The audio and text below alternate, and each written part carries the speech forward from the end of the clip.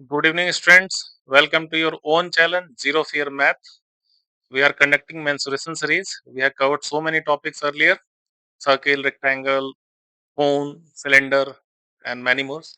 Now, today we will discuss about sphere and hemisphere. At the end of at the end of this video, you will find the formula of sphere and hemisphere, and you will be easily become so much familiarized with the sphere and hemisphere. Without delay of time, we are going to conduct our presentation first. Learn with जियोफियर math, यहाँ maths को रटाया नहीं समझाया जाता है और ऐसा समझाया जाता है कि अब जिंदगी भर दोबारा रिवाइज करने की जरूरत ना पड़े. Now coming to the slides, we will discuss sphere and hemispheres in the topic mensuration. This is the first slide. What is sphere? So just you can see the slide. It is a 3D solid sphere.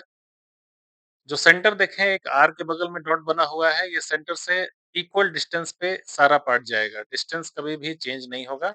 ये जो are के पास से distance लिया हुआ है, ये हमेशा पूरा का पूरा डिस्टेंस हर डायरेक्शन में, चूंकि 3 डायमेंशनल फिगर है, हर डायरेक्शन में इसका equal are will be same. इसलिए इसको बोलते हैं the every point of the surface is equi distance from the centre. अगर इक्वी डिस्टेंस नहीं होगा तो ये परफेक्ट स्फेयर नहीं होगा. नेक्स्ट स्लाइड पे चलते हैं कि स्फीयर का फॉर्मूला क्या होता है. तो जो आपने प्रीवियस इमेज में देखा, radius equal to R. Diameter हमने तो बहुत बार रिवाइज कर लिया. Diameter is always double of radius, that is 2r. Surface area इसका होता है 4πr² एंड वॉल्यूम होता है 4/3πr³. मैंने बताया था कि जीरो फियर मैथ में सिर्फ रटना नहीं है, रटने के साथ साथ हम आगे बढ़ेंगे और समझेंगे कैसे करते हैं ये डेरिवेशंस. नेक्स्ट में अब हम समझते हैं कि how total surface area of sphere is calculated. तो चूंकि अभी हम लोग इनिशियल बेसिक क्लासेस में है, I will not able to cover entire process, but for the memorising and the learning process I can say कि एक total surface area of sphere is calculated and analysed, and it was found that four circles of same radius will be equal to total surface area of sphere. That means we have already learned in previous classes one circle area is equal to pi r square, and with the help of calculation we have found that four circles required to cover this entire surface. इसलिए आप इसको याद कर लें कि एक surface का जो टोटल सरफेस एरिया होता है 4πr² होता है. ओके, कंपेयर भी कर दो. हमने सर्किल का पढ़ा था πr², तो स्फेयर का उसका 4 टाइम्स मल्टीप्लाई कर दीजिए 4πr². अब हम चलते हैं इसके वॉल्यूम की तरफ. तो वॉल्यूम में ये कैलकुलेट हुआ कि टोटल उसी सेम सेम साइज के स्फेयर और सेम साइज कहने का मतलब जो रेडियस विल बी सेम, दो कोन्स को जब इस स्फेयर में पोर किया गया तो पता चला कि दो स्फेयर का वॉल्यूम और इसका वॉल्यूम सेम है. तो हमने यही कर लिया. चूंकि एक स्फेयर का फॉर्मूला आप देख रहे हैं πr² / 1/3πr² होता है, तो इन दोनों को हम ऐड कर लिया πr² एच और πr² एच को. लेकिन इसमें ध्यान देने वाली बात है कि इसका एच जो है, ये एच हमेशा 2r के बराबर. It is not H, it may be told in other words that it is diameter. It can be taken 2r, यानी r plus r. Like this we can write 2r. And जब इसका sum up किया हमने, तो finally we have found 4/3πr³. तो इस तरह से डेरिवेशन हुआ है हमारा. स्फेयर का जो वॉल्यूम होगा वो 4/3πr³ होगा, πr³. अब हेमिस्फेयर की बात करते हैं. अच्छा, स्फेयर्स का एग्जांपल हमने नहीं बताया. स्फेयर आपका बॉल है. अर्थ इज ऑलमोस्ट स्फेरिकल है. जितने भी सेलेस्टियल बॉडी हैं स्फेरिकल हैं. आप और रियल लाइफ में आपको बहुत सारा फल फ्रूट्स आते हैं, आप स्फेयर कह सकते हैं. हालांकि उनका जो बॉटम्स और टॉप होता है थोड़ा सा चिपटा होता है, लेकिन फिर भी it is as sphere. Hemisphere के बारे में बात करते हैं हम, तो स्फेयर का जस्ट हाफ, एक स्फेयर को बिल्कुल बीच से कट करके 2 टुकड़े बना दिए जाए, दैट इज़ हेमिस्फेयर। तो सिंपल जैसे ही 2 टुकड़े बनेंगे, वॉल्यूम इसका जस्ट चेंज होगा, वॉल्यूम इसका हो जाएगा 2/3 पाई आर क्यूब, क्योंकि इक्वल हाफ में काटा है हमने। 4/3 पाई आर क्यूब आपका अगर स्फेयर का है, तो हेमिस्फेयर का हो जाएगा 2/3 pi r cube.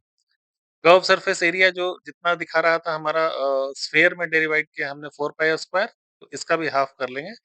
Curve surface area हमारा 2 पाई आर स्क्वायर होगा। लेकिन अगर हम बात करें टोटल सरफेस एरिया की, तो आप इस इमेज में देख रहे हैं, ये नीचे का पोर्शन 2 पाई आर स्क्वायर है, प्लस आधा कटने के कारण ऊपर भी एक सर्कल हमारा बन गया, तो ये भी एक पाई आर स्क्वायर हो गया। इन केस अगर टोटल सरफेस एरिया कैलकुलेट करने के लिए आपके क्वेश्चंस आते हैं, तो ध्यान रखिए इसमें कंफ्यूज नहीं हो रहा है, it will be 3 pi r square, okay? और सिर्फ कर्व सरफेस एरिया ये पोर्शन जो आप देख रहे हैं पिक्चर में, ये 2 पाई आर स्क्वायर होता है। अब हम करते हैं एक कैलकुलेशन कर लेते हैं, स्फेयर एंड सर्किल में क्या डिफरेंसेस हैं। तो यहाँ पे सर्किल जो है 2 डायमेंशनल फिगर है, आपको ऑलरेडी हमने कवर कर रखा है आपकी वीडियोज़ में, प्रीवियस वीडियोज़ आप रेफर करें। और स्फेयर हमारा 3 डायमेंशनल शेप है। सर्किल में हमेशा 2 एक्सिस होंगे, यानी एक्स एंड वाई, और जब स्फेयर लेंगे तो हमारा 3 एक्सिस हो जाएगा, एक्स, वाई एंड जेड। उसके बाद the region occupied by circle होता है वो एरिया होता है, फॉर्मूला पाई आर स्क्वायर होता है। और स्फेयर में सरफेस है, इसलिए 4 पाई स्क्वायर होता है। वॉल्यूम नहीं होता है किसी सर्किल में, बट स्फेयर में वॉल्यूम होता है। चलिए फिर विदाउट टाइम वेस्ट किए हम चलते हैं, कुछ ऐसे क्वेश्चंस हैं जिसको हम सॉल्व करें ताकि हमारा कॉन्सेप्ट और भी ज़्यादा क्लियर हो जाए। आप ज़ीरो फियर मैथ के साथ मैथमेटिक्स सॉल्व करते रहें और सब्सक्राइब करने की कोशिश करें अगर आपको वीडियो अच्छा लगता है। अगर आपके काम का नहीं है वीडियो, तो आप ये भी काम करें कि हो सकता है कोई बच्चा जिसको इसकी ज़रूरत हो, उस तक ये वीडियो पहुँचाएँ, ताकि हमारा ये ज़ीरो फियर मैथ का जो मेन अ, गोल है जिसके साथ हम लोग बढ़े हैं कि किसी भी बच्चे को मैथ से ना डरे, वो हेल्प हो जाएगा। तो फ्रेंड्स, चलिए आपके साथ मिलके कुछ प्रॉब्लम सॉल्व करते हैं हम। कुछ प्रॉब्लम्स जो ऑलरेडी मैंने क्वेश्चंस लिख रखे हैं स्लाइड्स के तौर पे। उसके आपके साथ इसको सॉल्व करेंगे, और जो भी डाउट्स आता है आप आने वाले समय में कमेंट करके हमें पूछिए। और इसके साथ एक डाउट सेशन भी आएगा जिसमें ऑलमोस्ट 10 तक जितने भी कॉम्प्लेक्स स्फेयर्स एंड हेमिस्फेयर से प्रॉब्लम होंगे, I will cover up in that. तो चलिए फर्स्ट क्वेश्चन की तरफ। ये प्रॉब्लम क्या है? Spherical water tank has radius of 5 metre. एक वाटर टैंक है, जस्ट इमेजिन कीजिए, जो स्फेरिकल शेप में है, 5 मीटर उसका रेडियस है। Calculate the volume of water it can hold. ये क्वेश्चन इसलिए यूजफुल हो सकता है कि कल को के आप इंजीनियरिंग करें, कुछ डिसीजंस लें, तो यू कैन ऑलवेज कैलकुलेट कि how much volume water will be added in this particular shape. वो स्फेरिकल का वॉल्यूम कैलकुलेट करने की सिंपल है। हमें सबसे पहले आर दिया ही हुआ है और हमें फॉर्मूला मालूम ही है। वॉल्यूम इज इक्वल टू होता है 4/3 पाई आर क्यूब। वॉल्यूम में हमेशा ध्यान रखिएगा पाई आर क्यूब पे ध्यान देना है। ये वॉल्यूम, तो 4/3 को 4/3 एज इट इज हमने लिख लिया। पाई के बदले हम कर सकते हैं 22/7 या 3.14। 3.14 हम लेते हैं। आर क्यू का मतलब क्या होता है? आर क्यू का मतलब होता है r into r into r. Question में आप देख रहे हैं आपका आर दिया हुआ है 5 मीटर्स, तो 5 इंटू 5 कर लिया हमने।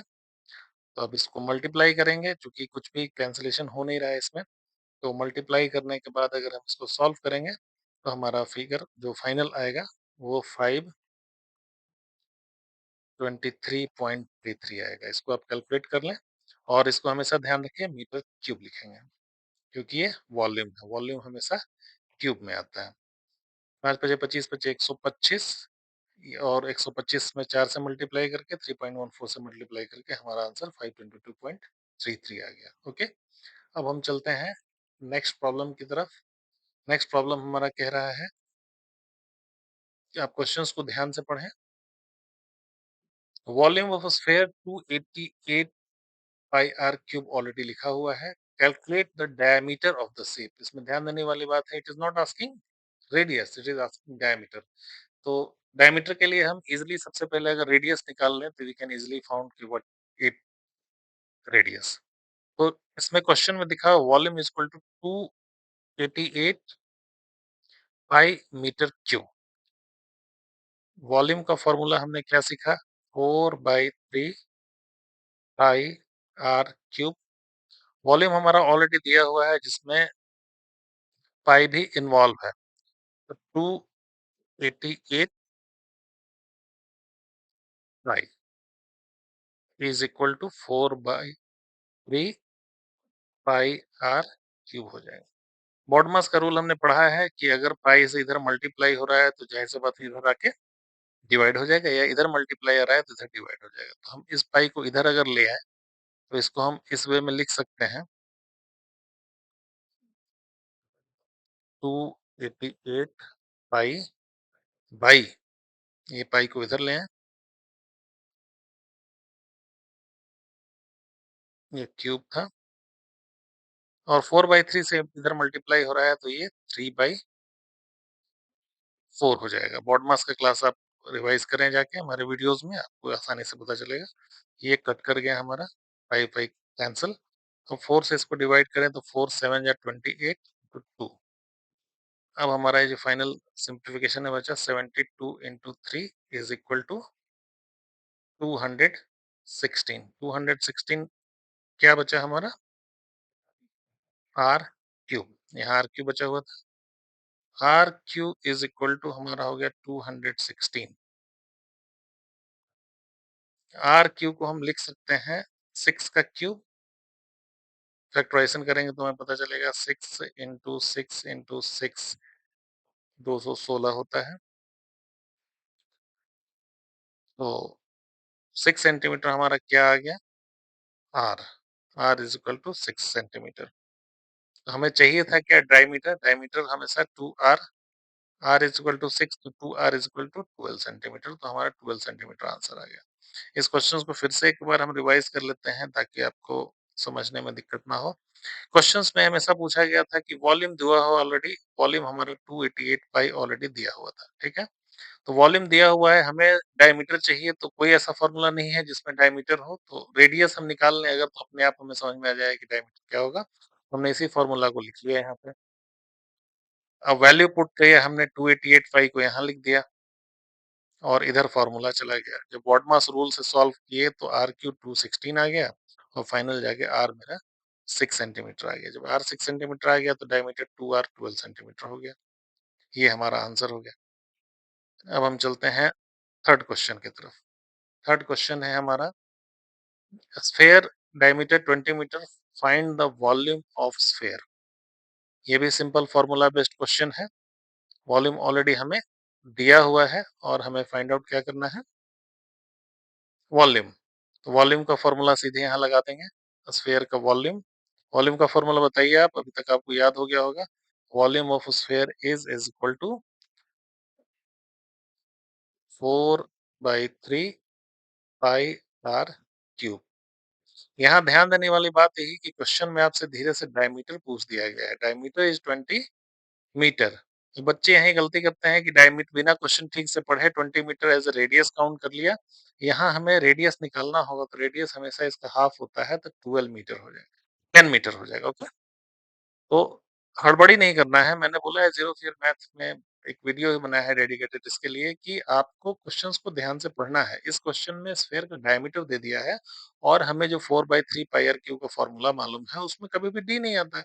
तो जाहिर सी बात है आपको इस डायमीटर को आर में कन्वर्ट करना होगा, और बहुत बार हम सीख चुके हैं। अब तो आंख बंद करके कोई भी बच्चा जीरो फियर मैथ का बता देगा कि किसी भी सर्किल का या किसी भी चीज का रेडियस अगर 10 सेंटीमीटर, डायमीटर 20 होगा।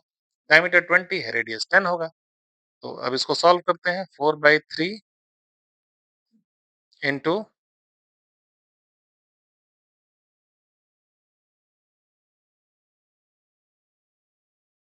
पाई का वैल्यू 22/7 भी रख सकते हैं और 3.1 फिर भी रख सकते हैं। 22/7 रख लिया मैंने। आर क्यूब है 10 इंटू 10 इंटू 10। ओके, कोई दिक्कत नहीं होगा इसमें।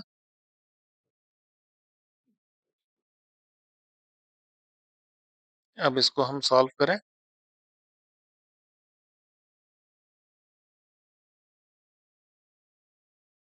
23/21, इसको हम डिवाइड कर लें। डिवाइड करने के बाद हमारा आंसर आ जाएगा। इसको हमने सॉल्व किया तो 4190.47 मीटर क्यूब या क्यूबिक मीटर हमारा आंसर आया। अब नेक्स्ट क्वेश्चन जो हमारा दिया हो उसके तरफ हम बढ़ते हैं। अगर नेक्स्ट क्वेश्चन है, given a sphere of diameter is 14 metre, find the surface area of the sphere. ये भी सिंपल क्वेश्चन है लेकिन थोड़ा सा ट्विस्ट किया है कि डायमीटर आपको बताया गया है। बच्चों लिख देते हैं diameter is equal to, diameter हमारा दिया हुआ है 14 मीटर। ओके, तो चूंकि टोटल सरफेस एरिया हमारा TSA आपने अभी थ्योरी क्लास में पढ़ा था, इज इक्वल टू 4 πr², क्योंकि 4 सर्किल का जोड़ के एक वॉल्यूम का बनता है वो। तो D 14 मीटर आया तो R हम इसको कैलकुलेट कर लेंगे D/2। समझाने के लिए मैं कैलकुलेट कर रहा हूँ, जीरो फेयर के बच्चों को तो पता है, सीधे आधा कर लेंगे, ये 7 मीटर आ जाएगा। तो टोटल सरफेस एरिया 4 πr² है, तो 4 इंटू, क्योंकि देख रहे हैं ऑलरेडी 7 हमारे क्वेश्चन में है, तो हम 22/7 लेंगे इजी कैलकुलेशन के लिए, अदरवाइज 3.14 भी ले सकते हैं, इंटू आर स्क्वायर के लिए 7 इंटू 7। तो अभी 7 को कैंसिल कर देंगे।